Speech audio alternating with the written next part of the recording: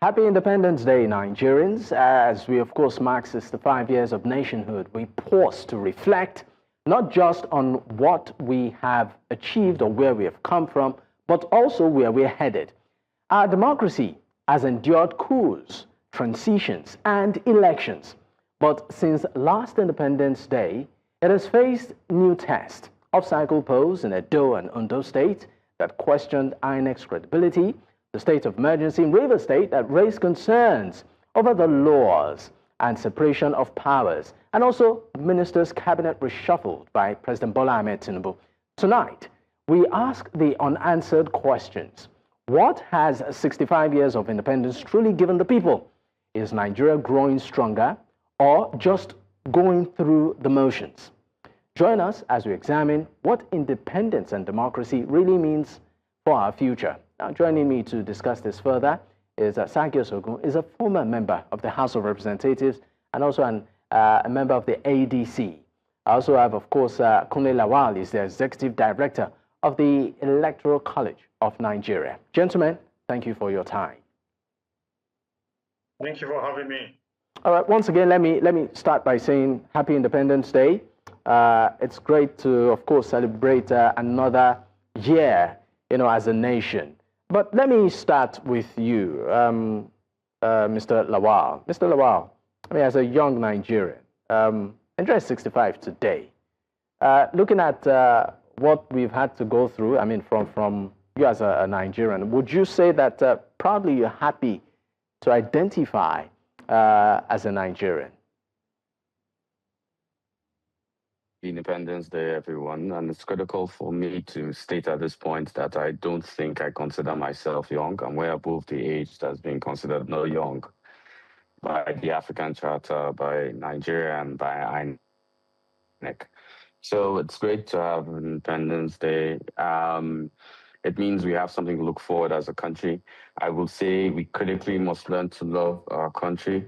We must also understand that the things that need to be done by our country, which are things we thirst for in a democracy or things we ask for in a democracy, I would say are most critical to having a democracy. That said, I would say clearly that I'm not happy at the state of our democracy. It could be better, but I'm happy that there's a country to call Nigeria. I'm happy to have to be a Nigerian, and I'm most happy to think or to be here to celebrate Nigeria's 65th birthday.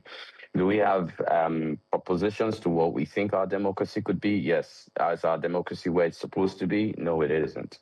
So I look forward to, the continuous test on our democracy and how we respond to how a clear democracy acts.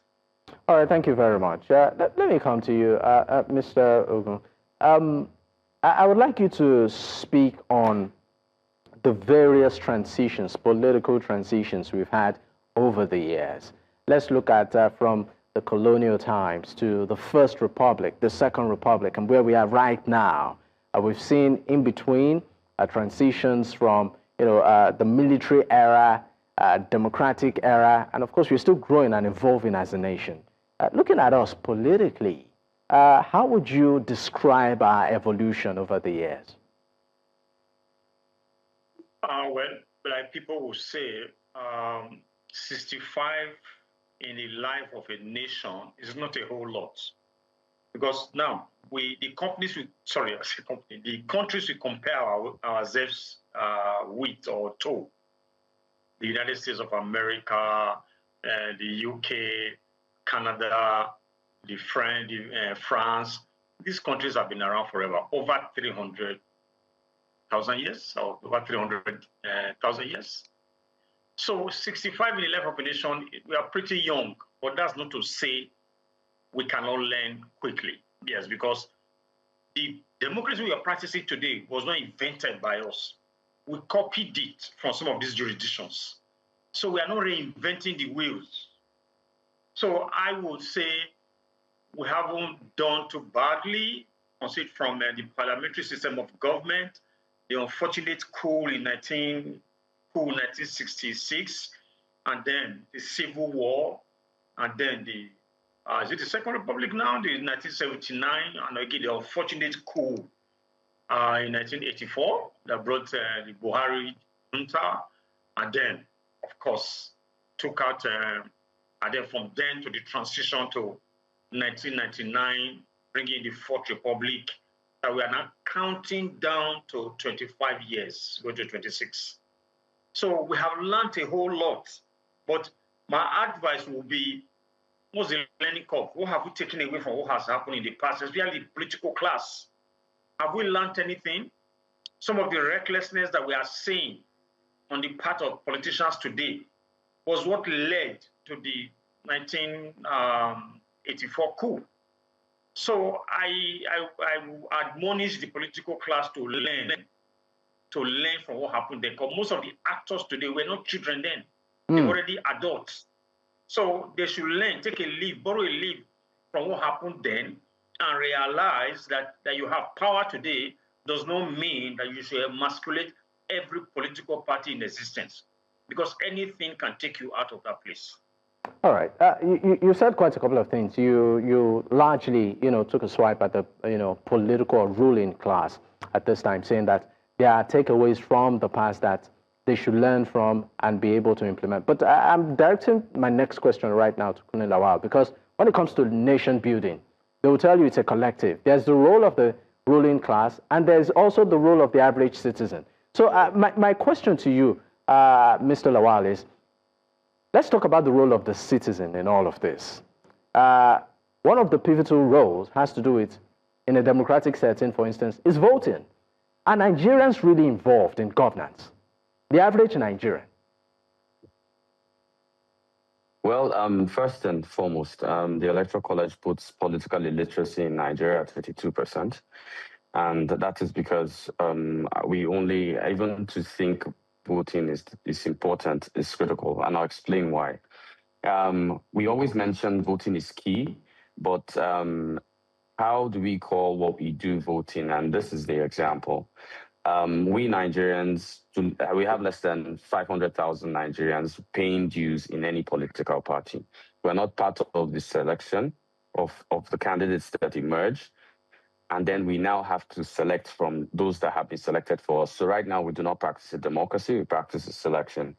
So for us to even begin to have a conversation, citizens must first begin to participate in political parties. This is critical to a democracy. We cannot have a democracy. People do not participate in a democracy. And then secondly would be looking at the way citizens think. Most of the time, they would probably accuse the state governor for university education, which is actually under the federal government, or they would accuse the state governor on primary education, which is actually vested in local government.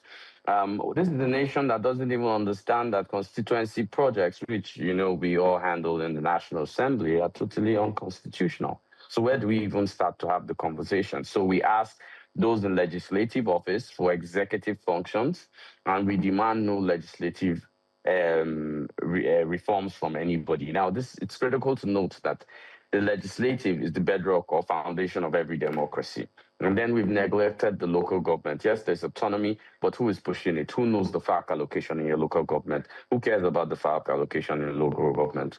No local government in Nigeria earns less than 200 million a month in FARC allocation. This money is not queried. Nigeria spends approximately 2.23 trillion on local governments in a year, and this money is totally unaccounted for. And we seem to forget that local government, that's councillors, that's even supposed to be the legislative arm of local government. They do not make any laws. They do not know the Constitution of the Federal Republic of Nigeria. And what's worse among every crime that we commit is that we do not even know that local government does not have immunity, meaning local government chairmen and councillors do not also have immunity. Now, do you expect citizens that do not know all of this and have put themselves in all of this to pick the right leaders for a nation that is moving forward? I think that's a critical question to answer.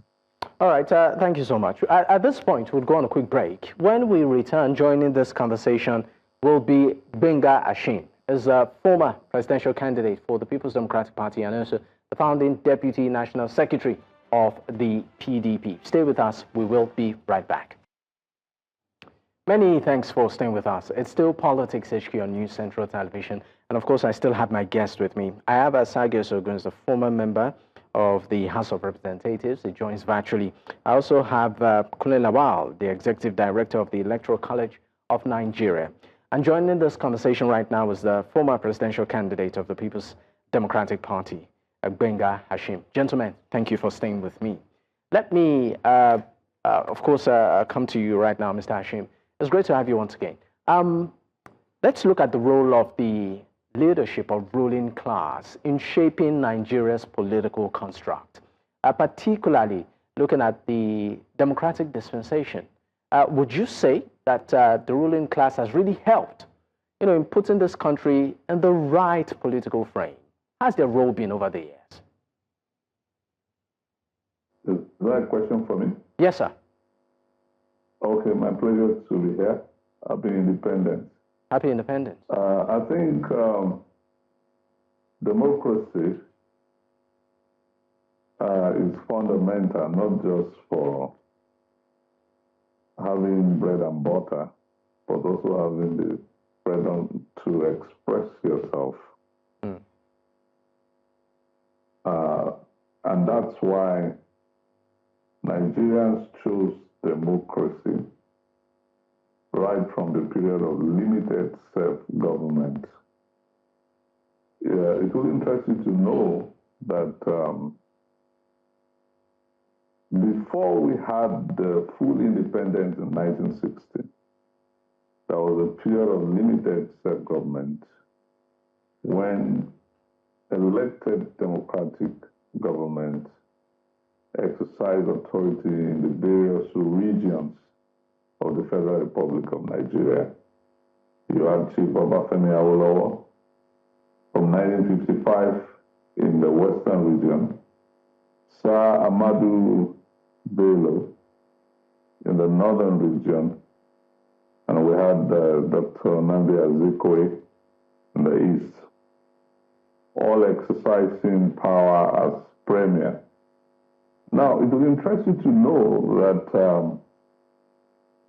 Nigeria made tremendous progress between the period of limited self-government and the period of early independence. The problem was when the military struck in 1966. Now, let me give you a very good data for you to be able to make comparison. By 1966, the independent leaders that were democratically elected had achieved a tremendous growth in the GDP of the Nigerian economy. Nigerian economy by 1966, the GDP in Nigeria was about $6.3 billion. Malaysia was $3.1 billion. Indonesia's GDP by 1966, when the military struck, was $5.8 billion. That is to say, Nigeria's economy was twice that of Malaysia. So that was tremendous progress, which was not recorded under colonial rule. And you could go on and on with other social sector. The hospitals had multiplied, schools had multiplied. The action group pursued free education, had scholarship built universities that were comparable to universities in the Western world. So there was tremendous progress with a nationalist leader. But after the military coup of 1966, subsequent democratic leaders had not made as much as achievement as we had with the nationalist leaders. And progressively, the quality of leadership had been deteriorating. Why do you think, I'm sorry, what do you consider responsible for that? You said subsequently the democratic leaders have not been able to meet up to par in terms of the quality of leadership Why do you think that is? Because I In know... terms of the quality of leadership that we had with the nationalist leader, one of the principal reasons is that politics had progressively become de-ideologized. You see, in the First Republic, politics was about ideology. You knew what action groups stood for. They had a policy on industrialization, they had a policy on education, they had a policy on rural development and agri. There were strategies that were debated. If you saw the campaign clips of Sir Ahmadu Bello or Tafawa Balewa or Chief Obafemi Awolowo, it was about issues. How do we industrialize? How do we build the agri sector? How do we create employment? Which is what democracy is all about anywhere in the world.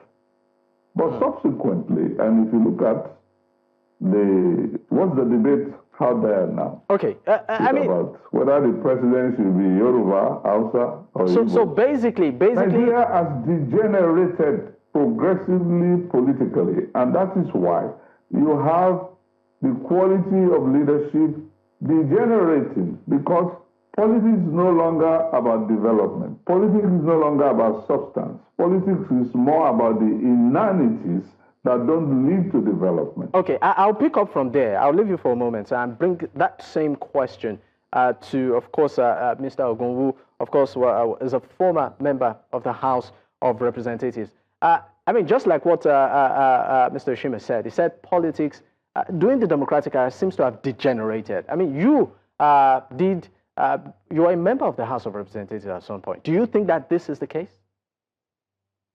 Absolutely, absolutely. I went to the House of Reps in 2015, and then my second time in 2019. And because we do zoning and rotation in my constituency, even when I was urged to continue, I declined not to alter the zoning, the rotation. But last 2 months, August, I ran for the Senate, and I cannot tell you that it was what my experience was in the last 8 years before, or 10 years before that, I experienced in the last 2 months. That was outright buying of votes. Outright buying of votes and agents. Not just buying of votes, we are buying votes and agents. Buying votes and agents. Do you remember, can you recall the amount that was being paid to get some of these votes? Yeah, depends on like a place like my own political ward, because of my strength, they were buying for 10,000 naira per vote. But this is the case. Our agents, they were paying as high as 50,000 naira for them. And I wasn't so pissed, because my calculation was, if I am an agent that's not committed to the party, for a voter that comes to vote and then leaves, spending less than 30 minutes maybe or 1 hour, he gets 10,000 naira.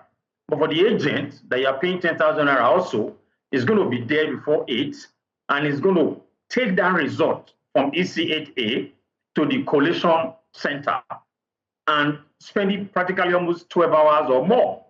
And it's going to earn the same 10,000 naira as the man that just walked in there, voted and got 10,000 naira. So which one is cheaper for them? So they just collect the 50K or the 100K and then go home and abandon your duty post in this kind of economy. So I didn't blame them, actually hold it against them. It just to confirm what Mr. Ashiro has said.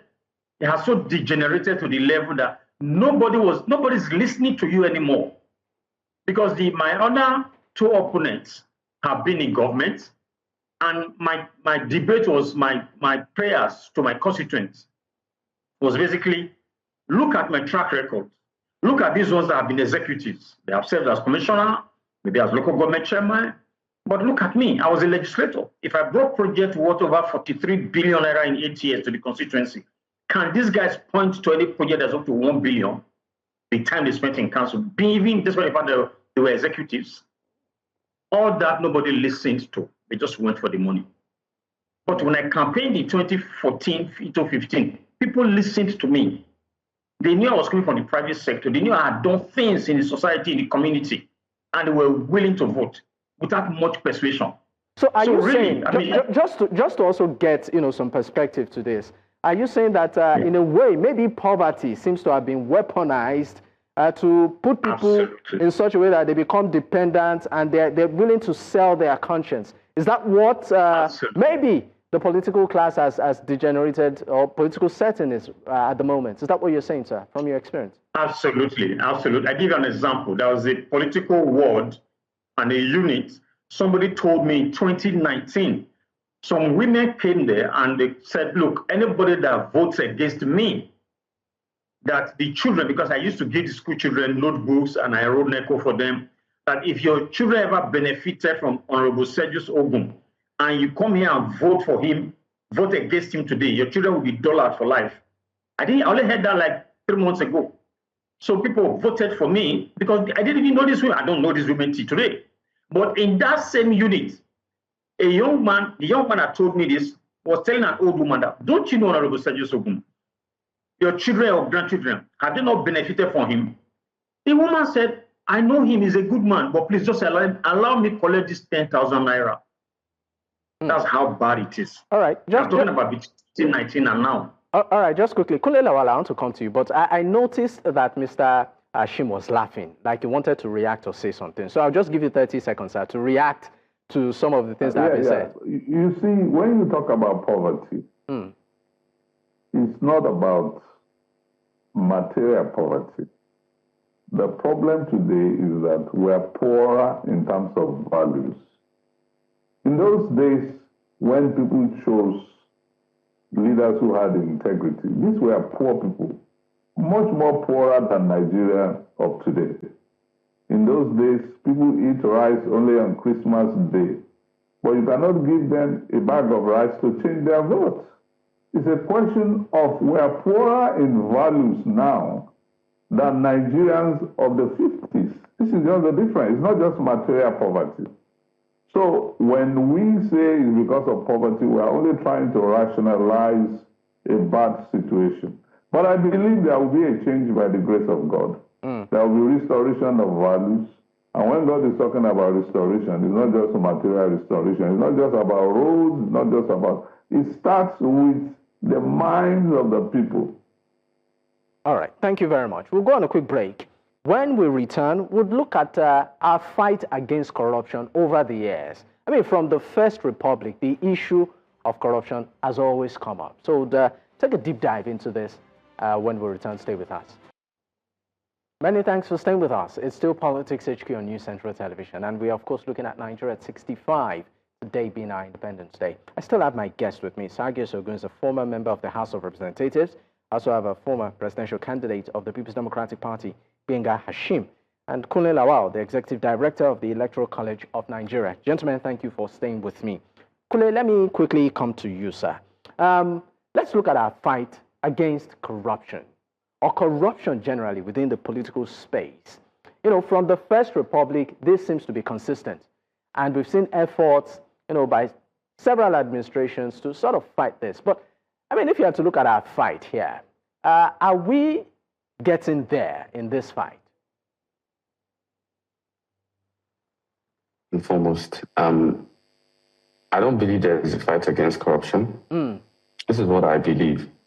Nigeria is a public buffet. Everybody waits for their turn for small chops and etc. And that's the best analogy to use, because when you look at Nigeria, most of the people that disagree with what is going on or disagree with whatever, and we say we want another party, and we've seen this happen across different political dispensations, is that we see them, the moment they get into power, they immediately start to abuse power. We Nigerians naturally abuse power. Corruption is not only defined as, taking money, or as you look at it, basically.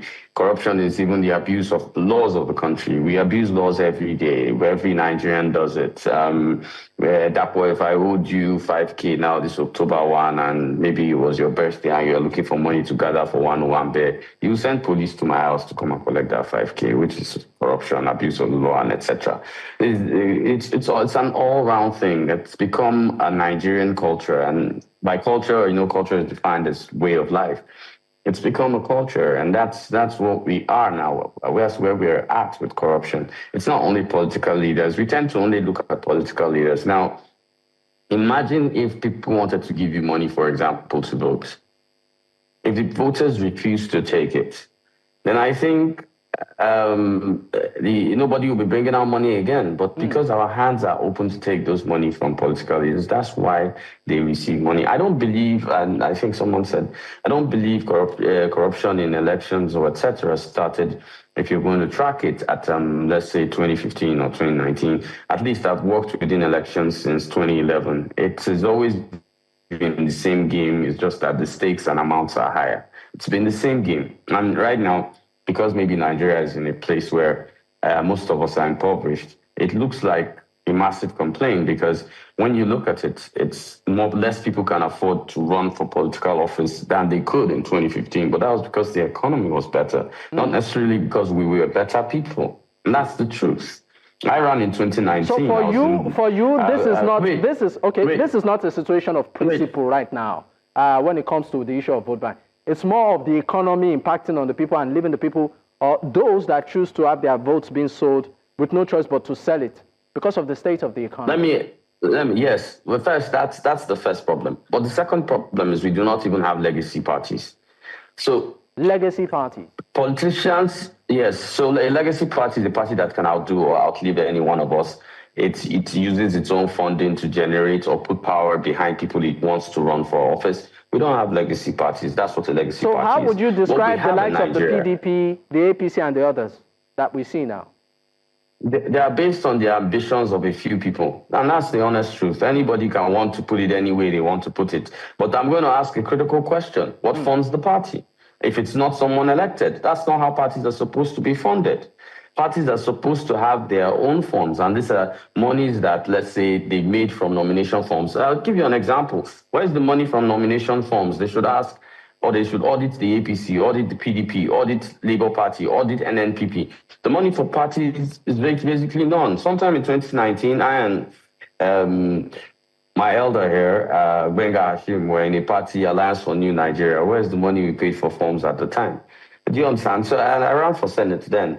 So when you say there's corruption in Nigeria, we tend to talk of it only from a perspective of those who have an office. All right. Nigerians are generally corrupt. All right, Kunle Lawal, you fired a direct shot at Benga Hashim, so maybe I should just give him the right to respond. I also know that you are the founding Deputy National Publicity Secretary of the PDP. And they didn't account for it. That's what he said. So I sympathize with people who are just joining politics in Nigeria and who have seen very ugly things. But to be quite candid, this is not who we are. And this is not who we have always been. Okay, I grew up at a time when if you were selling yams by the roadside, you indicated the price of the yam by putting 3 stones. You won't be there. The woman will be doing something else in the bedroom or washing clothes or something. And buyers would come. They knew that was 3 kobo. They would drop the 3 kobo. Nobody who didn't leave the 3 kobo would pick the 3 kobo. These were Nigerians. Hello? Yes. We're with you. I saw it. These were Nigerians. So Nigerians have not always been corrupt. So it's a systemic change as a result of some occurrences on the social, economic, and political front. In 1983, when we were young people, facing posters for UPN and CO Adebayo and all that, my community donated Kombi bus to the man who was running. We donated bicycles. No community was collecting money from the people who were sending. They were giving money to support. So I saw this thing. But I've also seen the new situation and the new reality you are talking about. So basically, all that I am saying is that this is not the best of us. The PDP you talked about, I was one of the founders of the PDP, the first elected Deputy National Publicity Secretary. We fought against the military. Those who founded the PDP took a lot of risk. Alaji Rimi was in prison. I was detained under Decree number 2 in those days of the struggle against military rule. So, but a whole lot of things changed at a particular time. So what we need is the restoration of those values that made us strong, that made us beautiful people, that made Nigeria the rising star in Africa, that had an economy that was 2 times that of Malaysia. Indonesia was far behind Nigeria before. Today, Indonesia has a GDP that is almost 4 or 5 times that of Nigeria. So, but we can restore. We can restore. So, the way forward is not to continuously talk about the problem, but let us have a strategy to restore the lost glory of Nigeria. All right. Nigeria was a beautiful country. It provided order in faraway nations that were in disorder. Nigeria sent troops to Congo.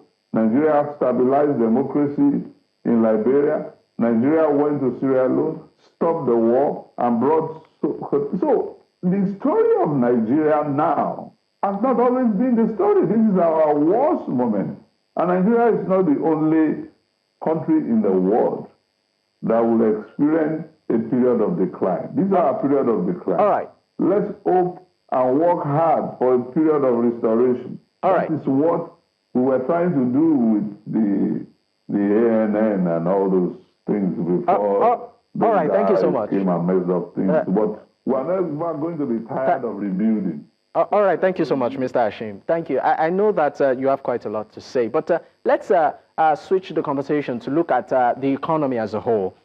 We know that, as of 1972, for instance, if I'm wrong here, please permit to correct me, but the dollar to the naira as at then was less than 1 naira. It was about 0.658 naira to $1. That's as at 1972. As at 1980, it was about 4 naira to $1. But if we look at it right now, a dollar to the naira is about 1,400 plus 500, if I'm not mistaken. But and then we look at it with all of the various economic policies that we have had, to sort of stabilize the economy. The recent administration, one of the things it boasts about is the removal of the subsidy. It claimed it was a cesspool of corruption. And for that reason, it was benefiting a few. I wanted to do it to the interest of Nigerians. But right now, Nigeria owes over, 100 trillion naira. That's as at this year and counting. I know you have a lot to say, Mr. Hashim. I know you have a lot to say, but I'll come to you. I'd like to direct the question to Mr. Ogun on this one. Why do we seem to get it wrong when it comes to the economy? It's good that you're talking to politicians. If the way I am grateful to God that we still have people like Mr. Ashiru that are very hopeful that things will turn around. The way we produce our leaders is very faulty. Now, it's no secret that the 2022 primaries that brought in the current president, it is rumored that for almost all the aspirants, he paid them whatever they paid for their nomination fee, form and expression of interest form. He paid it back to them. And if you remember how much that was a lot of money, 100 million. Paid them back, made a deal with some of the governors, especially from the north. Deliver from me, take money, go and work, then you get a ministerial position and all that. But this is where I'm going to. If you spend that much, even for the PDP, they were at the National Stadium. I had votes, they bought vote for as much as $20,000, $10,000. So if the party is supposed to produce a leader, produce one of them to represent them, produce somebody to represent them in an election, and you shake down that individual, he becomes a candidate of the party. He will raise more money to win the election. When he gets there, is he not going to pay back? So when we talk about leaders, they are coming from amongst us. We are the ones taking from them. I say this boldly because from when I joined the PDP in 2005 till I left in 2023, November, December, I've been a delegate in all the early elections. I never collected a dime. You never collected a dime as a delegate. But were you offered money when you were a delegate? Were you offered? Of course. They used to give you money for transport. But here I was going with convoy of up to 6-8 cars. Whatever money they bring them, 10,000 naira, 15,000 naira, will not even fuel my cars. So I used to say, leave me with those in the wards or my unit. But it was in Port Harcourt, 2018. They started splashing dollars. Tamboa, Atiku, Saraki, Makarpi, about $2,000, $2,500. I live in the city. Even though I was in the house, 2018. But I said, look, I'm not going to collect money from anybody because I don't think it's right. We cannot be produced. And I provided accommodation for so many people that came from my place. But I could have collected from one person to recoup my expenses. But I said, no. It's not because I had too much money then, but it was just a matter of principle. We cannot be producing somebody to go and stand and fight against the other party, and then we will strip the person naked. So that is where the problem starts from. All right. When the person becomes a candidate, he's already indebted to so many people. Then he becomes a candidate, he's borrowing more money, more people are investing in him. When he gets there, how is he going to pay back? I mean, that's a topical question there. How will he repay some of these debts? But we'll go on a quick break. When we return, we're taking our thoughts, our final thoughts on some of these matters. Stay with us. We'll be right back. All right, many thanks for staying with us. It's still Politics HQ on News Central Television. Now, just quickly before I let you go, gentlemen, I would 30 seconds. I'm starting with you, Mr. Ashim. Your final remark, particularly on some of these issues that have been mentioned and the way forward. 30 seconds. The situation is very bad, but we have a possibility of renewal, and that's what we need to work towards. Nigeria has been great before. Nigeria can still be great again. Thank you. All right, thank you. How about you too, sir, Mr. Ogun? 30 seconds. I believe Nigeria is a great country and we can do it again, but we have to have the right mindset. Everything has become transactional. That must change. And we must hold people accountable. You cannot go into government, steer the country blind, and come out and be flaunting the wealth. All right, thank you very much. Kunle Lawal, your thoughts, final thoughts. We must learn critically to love a country. We must walk out of the canoe of ethnicity before we can walk the waters of diversity. And we must believe ourselves Nigerians first, and that's what I think can change the entire situation as it is. Thank you. All right, thank you so much. I'd like to say a big thank you, Sergius Ogun, former member of the House of Representatives, and also Mr. Benga Ashim, former presidential candidate of the People's Democratic Party, and Kunle Lawal, Executive Director of the Electoral College of Nigeria. Thank you very much for your time on the program.